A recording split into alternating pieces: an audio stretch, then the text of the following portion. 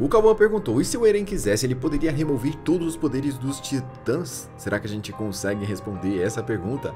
Vamos ver 5 pontos muito importantes que tornam essa resposta uma coisa muito fácil e muito simples de se entender. Em primeiro lugar, o Eren lutou contra a Aliança na defensiva, ou seja, o Eren queria lutar contra a Aliança, mas ele queria parar a Aliança. Ele não estava afim de massacrá-los ou derrotá-los de uma forma muito violenta ou agressiva. Ele simplesmente estava lutando com eles, se defendendo, só para eles não conseguirem chegar até ele e não conseguirem eliminá-lo. Afinal, o Eren tinha um objetivo muito claro, e o objetivo dele não era eliminar os seus próprios amigos. O objetivo dele era eliminar grande parte da população mundial e assim causar um medo, um pânico tão grande que as pessoas teriam que viver em paz. Para quem viu Naruto, o plano do Eren é muito parecido com o plano do Nagato, onde ele queria reunir o poder das 9 bijus para controlar o mundo a partir do medo. É basicamente isso. O estrondo gerou um medo tão grande que o restinho da população que sobrou jamais tentaria entrar em guerras. Mas essa paz criada pelo medo é uma falsa paz, e ela eventualmente deixa de existir. É importante pensar que se o Eren quisesse, ele poderia ter feito muito mais coisas. E o poder da aliança não era nada comparado ao poder que o Eren adquiriu. Os níveis de poderes e habilidades do Titã Fundador são algo tão fora da realidade que muitas vezes é até difícil de imaginar e é chato ficar falando. Sinceramente, se você pesquisar uma lista com a quantidade de poderes e habilidades que o Titã Fundador tem, é uma lista imensa. Ele pode fazer praticamente qualquer coisa, e o nível de controle que ele tem sobre os Eldianos é algo completamente insano. Como, por exemplo, o nosso segundo ponto. O Titã Fundador tem o total controle dos Titãs. E sabe por que isso? Porque antigamente o Titã Fundador era só um. Depois ele foi se dividindo até se dividir em 9 Titãs. Mas o Fundador continuou sendo o Fundador, ou seja, aquele que controla todos os outros. O Fundador nunca se dividiu e sempre manteve ali como o centro de todos os Titãs. Os outros Titãs são apenas uma pequena parte dele que outros humanos podem usar. De forma que a Titã Fêmea, Titã Quadrúpede, Bestial, todos eles são uma pequena parte do Fundador. E eles estão interligados por um mundo que é invisível para os seres humanos. Uma outra dimensão. Nessa outra dimensão, que já foi chamada de Caminhos, Coordenada e tantos outros nomes, existe um mundo onde o tempo passa de uma forma diferente, onde as regras da física e da própria natureza são completamente diferentes de tudo que a gente conhece. E é lá, nesse outro mundo, que o Titã Fundador controla todos os seus outros Titãs. É como se os 9 Titãs fossem apenas tentáculos do Fundador. Ele mesmo se tornou um dos seus tentáculos, mas nunca ele perdeu o controle sobre todos os outros. Os Titãs puros são uma pequena ramificação dos tentáculos. Tudo está ligado. Tudo está completamente conectado, e o Titã Fundador tem o total controle. O que isso quer dizer? Ele pode retirar completamente a capacidade de endurecimento de qualquer portador de Titã. Ele pode tirar o grito da Titã Fêmea, que controla parcialmente os Titãs. Ele pode tirar o grito do Titã Bestial, que transforma e controla os Titãs puros. Ele pode tirar o endurecimento do Titã Encouraçado, fazendo ele ficar só um Titã. Ele pode tirar o endurecimento do Titã Mandíbula, fazendo ele perder a mandíbula. O Titã Fundador pode secar o Colossal, e além de apenas remover os poderes, ele pode destransformar as pessoas ou até fazer elas perderem o poder completamente. E não só isso, ele pode embaralhar suas memórias, deixá-los confusos, ou apagar as suas memórias, ou até modificar as memórias e fazer eles acharem que são aliados. O Eren poderia ter feito tudo isso. Mas não é só isso. O Titã Fundador pode mexer biologicamente em qualquer portador de Titã.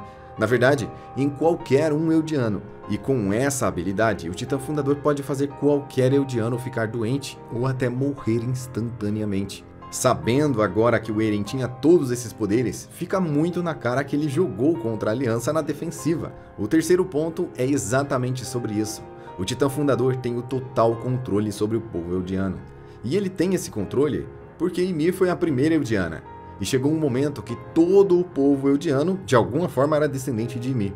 De alguma forma, as pessoas de Eldia vieram de Ymir geneticamente. E isso aconteceu graças ao passar dos anos. Eu tenho uma teoria aqui que provavelmente os Titãs puros tendem a ir na direção das pessoas que não são Eldianas. Isso quer dizer o quê?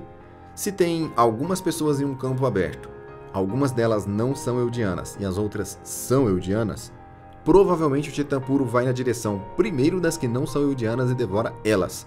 Depois ele vai devorar as pessoas que são Eldianas. Por que eu tenho essa teoria? Porque durante muito tempo, as pessoas que não eram Eldianas foram eliminadas de alguma forma.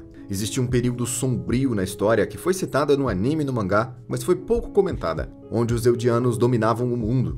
E provavelmente houveram alguns massacres, algumas vidas foram exterminadas. Isso também quer dizer que alguns Eldianos podem ter se mudado, e talvez tenham Eldianos vivendo em outros continentes. Pessoas que ainda nem sabem que são Eldianos ou descendentes de Eldianos, e que o Titã Fundador as controlaria. Então ser Eldiano não é um título. O Titã Fundador não segue um título humano. Ele segue uma linhagem genética. Provavelmente nenhuma pessoa em Parades ou na concentração de Marley se denomina Eldiano sem realmente ser Eldiano. Isso é provado nos exames de sangue, porque quando os Marleyanos fazem exame de sangue nos Eldianos, eles encontram traços de titãs, ou seja, aquela pessoa tem o que é necessário para se tornar um titã puro caso seja injetado o líquido. E ela só conseguiu isso a partir do momento que ela é descendente de Ymir. Sendo assim, todas as pessoas consideradas Eldianas são de alguma forma descendentes de Ymir. Galera, vale lembrar que características genéticas não se adquirem com títulos. Ou seja, uma pessoa se intitular Eldiana não vai ganhar a capacidade de se tornar titã puro, nem muito menos herdar um titã primordial. Digamos que um Marleyano decida morar em Parades e passe lá, 50 anos da vida dele. Ele vai continuar sendo um Marleyano, ele não vai ganhar a capacidade de se tornar titã só por se nomear Eldiano. Então é preciso ser parente de Ymir em algum grau. É por isso que eu acredito que os titãs puros devem ter devorado muitas pessoas que não eram Eldianos, e os Eldianos devem ter feito muitos filhos com pessoas que não eram Eldianos. Chegou um momento que virou uma verdadeira epidemia de Eldianos, a ponto de todas as pessoas naquele continente serem Eldianas. Depois as pessoas que foram para Parades eram todas Eldianas, logicamente porque elas obedeceram o chamado do Titã Fundador, você já conhece a história, mas também pelo fato de não terem pessoas que não são descendentes de Ymir no meio desse povo. E isso faz todo o sentido. E em quarto lugar, o Titã Fundador pode remover os poderes, e ele já fez isso no passado. Quando que o Titã Fundador fazia isso? Na época sombria. Eu vou fazer um vídeo aqui no canal sobre isso. Fica ligado aqui nos novos vídeos para você conferir. Nessa época sombria, geralmente o Titã Fundador ele entrava no meio das batalhas, porque as pessoas que tinham titãs primordiais lutavam entre si, ou então oprimiam outros povos com o poder dos seus titãs. Não havia tecnologia nem armas suficientes, nada fazia frente ao poder dos titãs. Então quem tinha um titã poderia basicamente fazer tudo o que ele quisesse. Era aí que o Titã Fundador entrava no meio, porque ele removia o poder da pessoa, incapacitava ela, e aí ele fazia a lei vigente no momento se cumprir. Qualquer outra pessoa não seria capaz de fazer isso. Imagine se os 8 titãs se voltam contra alguém. Apenas o Titã Fundador poderia parar os 8 ao mesmo tempo. É um poder grande demais. Então o Titã Fundador é o freio, é o controle total, ela é a cabeça, é o cérebro de tudo. E um exemplo disso foi a primeira vez que o Eren teve contato total com o Titã Fundador, quando ele abraçou a Ymir e ela concedeu para ele todo o poder do Fundador. Nesse momento, o Eren desativou todo o endurecimento de Titã do mundo. As muralhas são feitas de endurecimento de Titã. As muralhas caíram. O Titã encouraçado perdeu a sua couraça. E o cristal que a Anne estava se mantendo virou água, porque todo o endurecimento de Titã que existia no planeta foi completamente desfeito. Lembra da caverna onde o pai da história se transformou naquele Titã bizarro? Aquela caverna é toda feita de endurecimento de Titã. Naquele momento, tudo aquilo desabou, aquilo tudo virou água. E por quê? Porque todo o endurecimento de Titã da Terra simplesmente se tornou líquido. E se o Eren tinha todos esses poderes e todas essas habilidades, é muito óbvio que ele estava jogando da defensiva. É muito óbvio que se o Eren quisesse, ele poderia ter acabado com todos eles, não só de uma forma, mas de diversas formas. O Eren tinha um verdadeiro arsenal, que ele poderia fazer o que ele quisesse contra eles. Na verdade, ele poderia manipular aquele povo da forma que ele bem imaginasse. E lembrando, é muito importante lembrar sobre isso, que os Ackermans são experimentos feitos a partir do líquido de Titã. Mas isso não quer dizer que eles não são Eldianos. Eu vejo muita gente batendo o pé e afirmando isso, os Ackermans não são Eldianos. Mas os Ackermans têm DNA de Titã, e eles até ativaram alguns poderes de Titã, se tornando mais fortes do que um humano normal.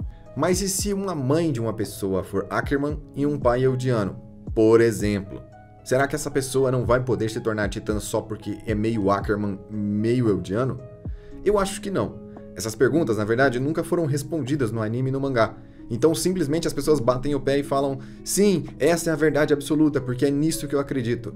Mas nem sempre o que as pessoas acreditam é a verdade. E essas vãs filosofias que ficam circulando aí pela internet me dão um verdadeiro cansaço. Em alguns canais eu vejo pessoas afirmando que Ackermans não têm despertar, isso é um erro muito grave. Porque foi explicado isso no anime e no mangá de uma forma bem clara. Outras pessoas falam que Ackermans jamais poderiam se tornar titãs porque eles já são Ackermans, mas nunca foi dito nada sobre o fato dos Ackermans híbridos. Se realmente existem Ackermans híbridos, por que é que eles não poderiam se tornar titãs? Tá só no campo da teoria, e no campo da teoria tudo é possível. Até onde eu sei, os Ackermans eram poucos, eles não eram muitos. E se eles não pudessem se reproduzir entre si, eles só teriam uma opção: se reproduzir com Eldianos. E os filhos de Ackermans com Eldianos seriam o quê? Fica aí o questionamento para você. Muita gente me perguntou aqui no canal como o Eren, lá no finalzinho do mangá, como ele mandou as memórias para dentro da cabeça da Mikasa, como ele pode ter manipulado a Mikasa, como ele chamou a Mikasa para os caminhos, se ela é uma Ackerman. Mas tudo indica que a Mikasa é uma híbrida que pode se tornar titã. Aí então vem aqueles argumentos clássicos. Ah, mas o anime e o mangá afirmou piamente que não pode, Joel. Ackermans não podem se tornar titãs. Bom, na verdade, isso está escrito nos livros antigos da Ilha Parades, e como a gente sabe, o governo e a igreja de Parades manipulavam todos os dados para as pessoas acreditarem apenas no que eles quisessem. Dentro das muralhas era uma verdadeira ditadura. Se você fizesse um balão ou cavasse fundo demais, você era eliminado, eles desapareciam com você. Então não dá para acreditar nesse governo. Se eles dizem que Ackermans não podem se transformar em titãs, tem que duvidar. Talvez os Ackermans puros, que não eram Eldianos e receberam líquido de titã, talvez esses não poderiam se tornar titãs. Mas e os híbridos que receberam DNA de Ymir? Como é que eles não poderiam se tornar titãs? Que impedimento teria aí? Então, existe um questionamento e existe uma dúvida. A única pessoa na face da Terra que pode responder de forma positiva sobre isso é o próprio autor da obra, Hajime Isayama. E para responder definitivamente a pergunta do nosso amigo lá no comecinho, sim, o Eren poderia retirar o poder de todos os titãs, e não só isso, ele poderia criar titãs e dar aos amigos de comida para os titãs. Ele poderia ter acabado com toda a Ilha Parades, porque ele estava com todo o poder em Parades. Ele poderia ter destruído todos eles, e inclusive ele poderia ter recrutado todos eles como aliados, que na minha opinião, essa é a habilidade mais roubada do Titã Fundador. Imagina ele alterando a memória das pessoas, para eles acharem que realmente é necessário acontecer o estrondo. E assim, eles serviriam como fiéis aliados. É claro que o Eren tem as suas próprias filosofias de liberdade, por mais que essas filosofias sejam confusas. Quem está fazendo um estrondo geralmente não se preocupa com a liberdade das outras pessoas, mas ele dizia se preocupar com a liberdade dos seus próprios amigos. Então, para não tirar a liberdade da Mikasa e dos outros, ele deixou ela atacar, deixou com que todos eles atacassem. Ele não tinha intenção de pará-los, mas ele recomendou que eles não fossem. E assim, ele jogou e lutou contra eles na defensiva o tempo todo, apenas para ele conseguir cumprir o seu objetivo, enquanto eles estavam tentando pará-lo a toda velocidade como pequenas formiguinhas nas costas do Eren. Além de ter todos esses poderes e habilidades, o Eren ainda já tinha visto o futuro. Então é muito insano a vantagem que o Eren tinha em cima deles. Ele já sabia tudo o que eles iam fazer, todos os movimentos, todos os passos, até todos os erros. E claramente a vantagem estava toda nas mãos do Eren. É claro que ele só não ganhou essa porque ele realmente não queria ganhar.